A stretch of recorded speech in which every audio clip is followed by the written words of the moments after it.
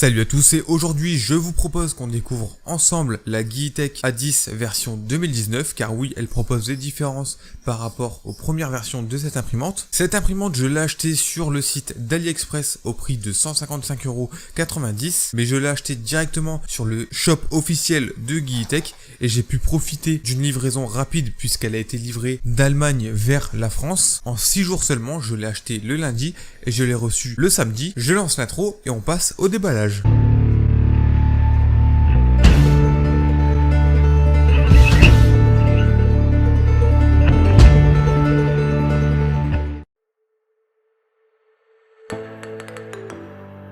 Dans le carton, on peut tout de suite remarquer de la documentation, notamment une feuille concernant la sécurité, la notice de montage, les différentes spécifications de l'imprimante et la feuille qui servira au leveling de l'imprimante. En dessous de la première couche de mousse, on peut retrouver la base de l'imprimante calée dans une mousse qui est de bonne qualité. Ici, on retrouve directement l'écran que je trouve beaucoup plus grand que ce que je pensais et qui m'a l'air, ma foi, de bonne qualité.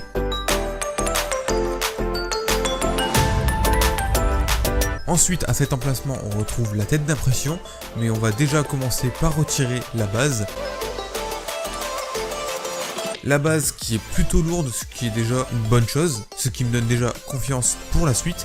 Nous retrouvons le cordon d'alimentation européen. Ensuite, nous avons le bulle-tac de chez Gitech. Donc, c'est un bulle-tac très simple qu'il suffit de coller sur la plateforme en aluminium de l'imprimante.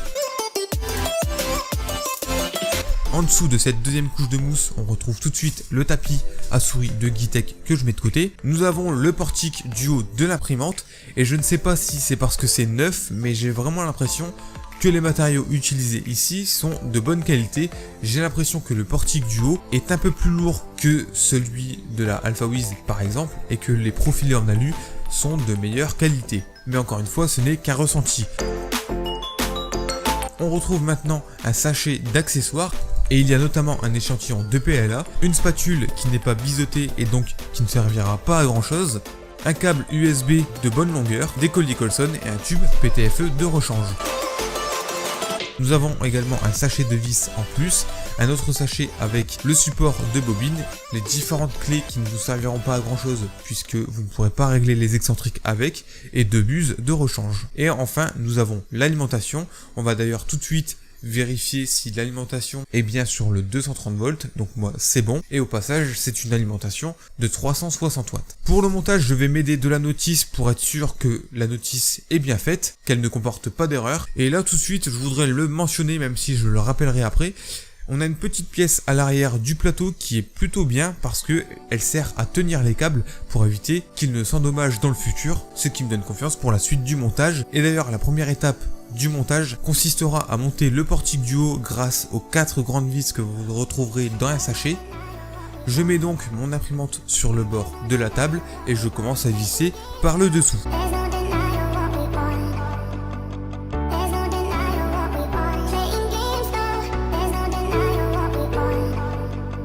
On nous dit ensuite de fixer l'alimentation avec les deux plus petites vis que vous retrouverez dans le même sachet. Vous placez donc l'alimentation et vous venez la fixer.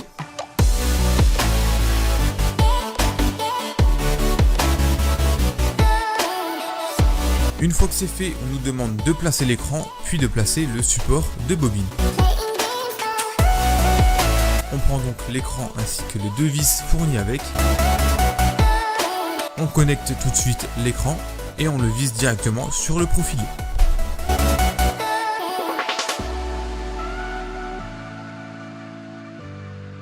Après cela, on nous demande de raccorder le tube PTFE à l'extrudeur, de câbler l'écran, donc ça c'est déjà fait, et de connecter les deux câbles XT60. Puis on verra pour les différents câbles. Au niveau des deux connecteurs XT60, pas de panique, il n'y a pas de sens, vous pouvez brancher comme vous voulez, il n'y aura pas de problème. Comme on nous le dit dans la notice, peu importe le sens. Et au niveau des autres câbles, des moteurs et des différentes switches, tout est bien noté sur des petites étiquettes, donc vous ne pourrez pas vous tromper.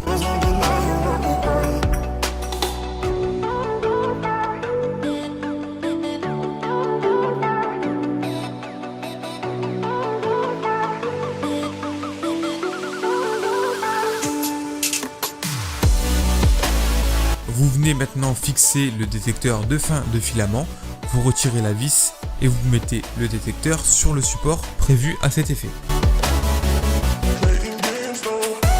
Et vous pouvez enfin câbler celui-ci avec le plus petit câble que vous trouverez. On organise nos câbles grâce au collier Colson fourni avec l'imprimante. Et on va déjà pouvoir installer le plateau. Alors pour ma part, je vais mettre le plateau en verre de ma AlphaWiz U30 pour ne pas utiliser le Bultac de Gigitech, je l'utiliserai plus tard. On peut maintenant passer au premier allumage de l'imprimante.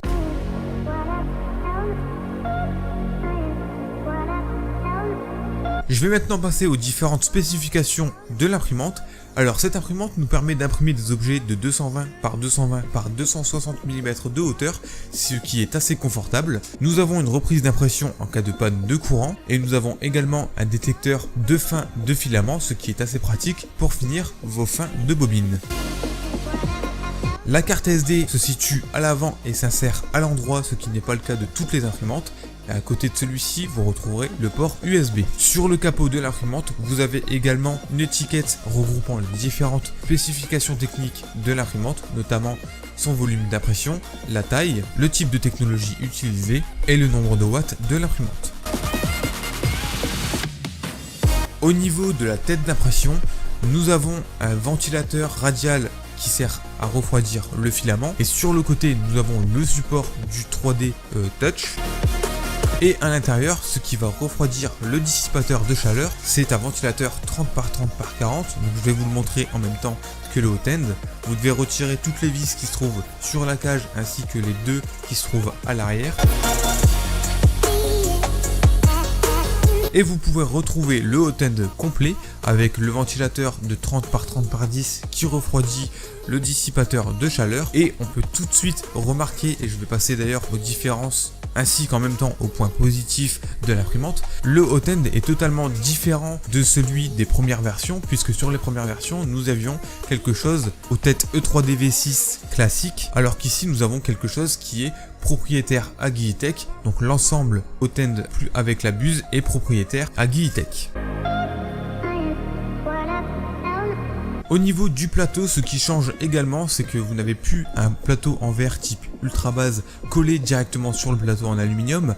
À la place, on vous fournit un Bultac qu'il faut coller directement sur le plateau en alu, ce que je ne vais pas faire car j'utiliserai ce Bultac un peu plus tard pour d'autres tests.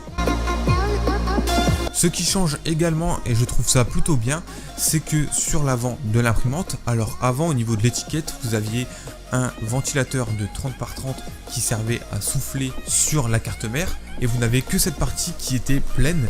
Ici vous avez le capot qui se retrouve sur les deux côtés de l'imprimante avec un ventilateur de 60 par 60 qui sert à refroidir la carte mère et de même vous retrouvez une carte micro SD sur l'avant, alors que sur les premières versions il fallait utiliser une carte SD qui venait s'insérer sur le côté de l'écran. D'ailleurs le port est toujours présent mais n'est plus actif.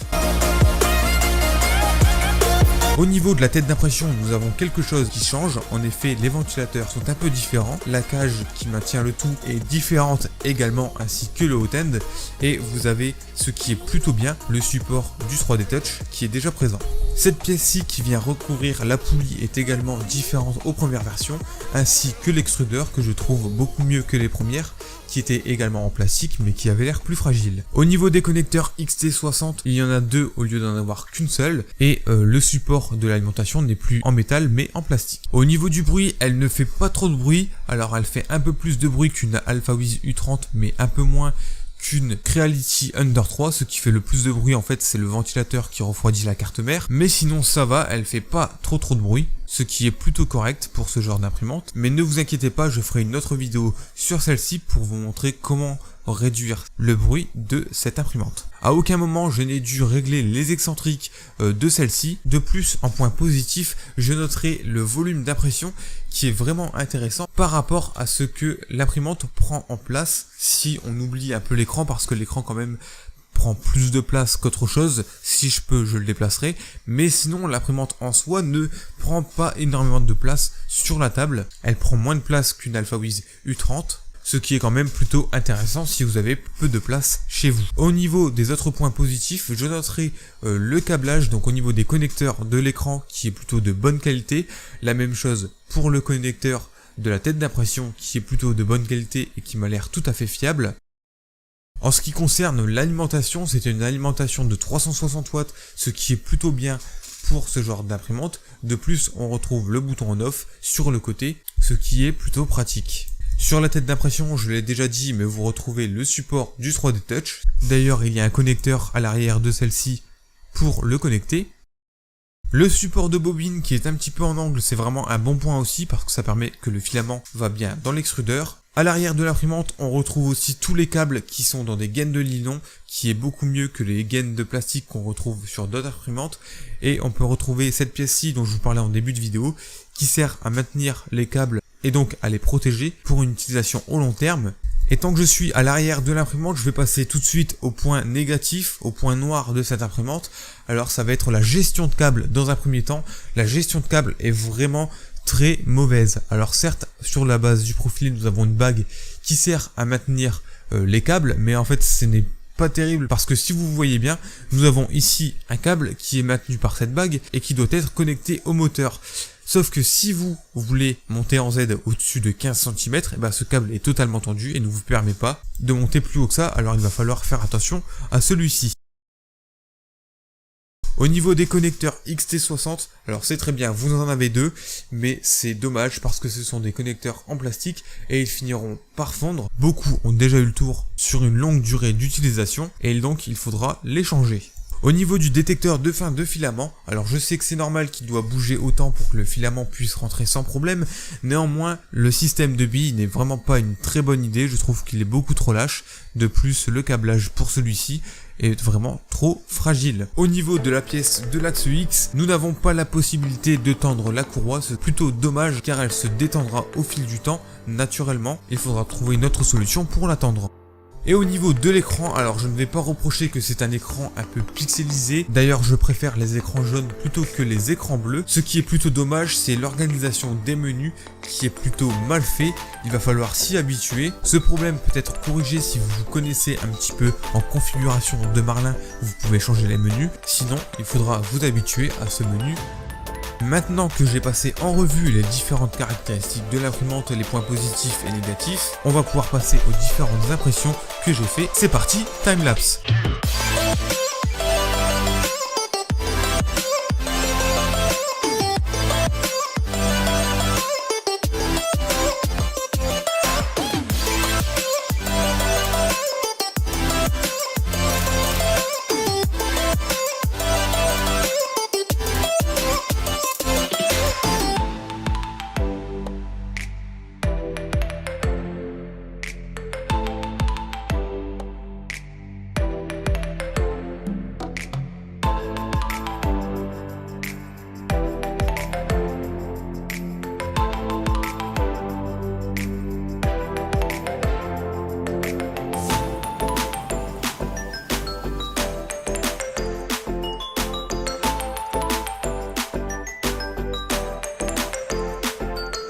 Je vais vous présenter les objets et ensuite je passerai à la conclusion. On va tout d'abord passer au premier objet que j'ai imprimé, c'est le chien qui se trouve directement dans la carte SD.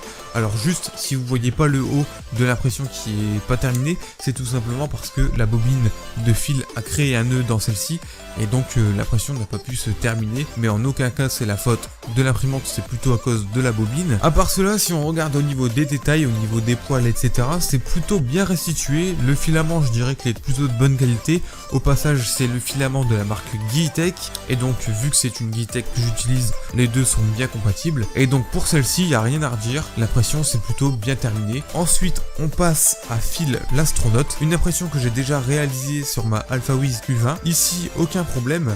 Par contre, j'ai oublié de vous dire sur le chien, on retrouve également sur cette impression-ci. Au niveau des porte-à-faux, j'ai l'impression qu'elle ne s'en sort pas très bien, que ce soit au niveau des oreilles ou du menton sur le chien, qu'au niveau des mains sur l'astronaute. Je trouve que ça manque un petit peu de précision, Néanmoins, pour le reste, c'est très bien. J'ai d'ailleurs imprimé un Benchy qui va nous révéler un peu plus les défauts de cette imprimante. En réalité, elle n'a pas trop de défauts, si ce n'est que les porte-à-faux sont plutôt mauvais, comme vous le voyez sur la cabine ou sur la coque à l'avant. On voit qu'il y a quand même pas mal de défauts, et étrangement ici j'ai eu des petits problèmes. On dirait que la coque est comme défoncée, comme enfoncée, en fait c'est un peu étrange. J'ai imprimé d'autres objets, donc on va voir si ces défauts réapparaissent de nouveau, mais en tout cas pour les porte-à-faux je suis prêt à parier que cette imprimante ne s'en sort pas bien à cause de son système de refroidissement qui n'est en fait pas très bon au final. J'ai ensuite imprimé une boîte, vous n'avez vu que le couvercle mais j'ai imprimé cette boîte-ci. Ici il n'y a pas besoin de support, il n'y a pas d'angle de porte-à-faux, elle s'est très bien débrouillée, il n'y a pas eu de souci. Pour son profil d'impression, j'en parlerai sûrement dans une autre vidéo, j'ai utilisé le profil de la Creality Under 3, ce qui m'a permis facilement de changer de couleur grâce au logiciel Multi-G-Code et je n'ai pas eu de problème lors du changement de couleur. Après cela, j'ai fait une impression en mode vase. Il faut savoir que lorsque vous imprimez un objet en mode vase, il n'y a qu'une seule couche. En fait, il n'y a qu'une seule couche externe. Alors, c'est comme ça que vous allez retrouver la vraie qualité de votre imprimante pour voir si elle imprime bien ou non. Et enfin, je suis passé sur une autre impression de test. Alors ici, je l'ai fait tomber, donc il y a quelques casses sur cet objet, mais ce n'est pas la faute à l'imprimante. On peut remarquer dans un premier temps que les premiers cylindres sont plutôt bien faits, même celui qui est un peu plus petit, il reste tout à fait correct. Au niveau des pompes, pareil, je pensais qu'elles ne seraient pas vraiment très bien sorties, mais au final c'est plutôt correct. Je ferai d'autres tests à l'avenir. La surface du dessus par contre, elle a eu quelques petits problèmes. On voit que toutes les lettres ont été un petit peu effacées, que toute l'écriture est un petit peu effacée. Pourtant mon leveling était bon, donc à voir à l'avenir. Et enfin le test de porte-à-faux, on peut remarquer qu'à partir de 65-70 degrés, l'imprimante commence à avoir du mal à imprimer. Autrement le reste c'est tout à fait correct. On va donc pouvoir passer à la conclusion de cette imprimante. Je vais malheureusement couper la vidéo à partir de maintenant, tout simplement parce que entre le début de la vidéo et à l'heure où je vous parle, il s'est passé quelques semaines et entre temps j'ai pu découvrir un peu plus l'imprimante. J'ai rencontré quelques problèmes sur cette imprimante, les problèmes que je vous partagerai dans la prochaine vidéo. Je vous partagerai également leurs solutions, mais de ce fait, c'est dans la prochaine vidéo que je donnerai mon avis et je vous dirai si je la conseille ou non, soit aux débutants, soit aux pros, ou alors je la déconseille totalement. Enfin bref, allez jeter un coup d'œil sur la prochaine vidéo pour connaître mon avis. Et avant de vous laisser, je vous invite à liker la vidéo si elle vous a plu, à la commenter si vous avez des questions et surtout à vous abonner si ce n'est pas fait. Et on se retrouve à la prochaine vidéo. Allez, salut! Side.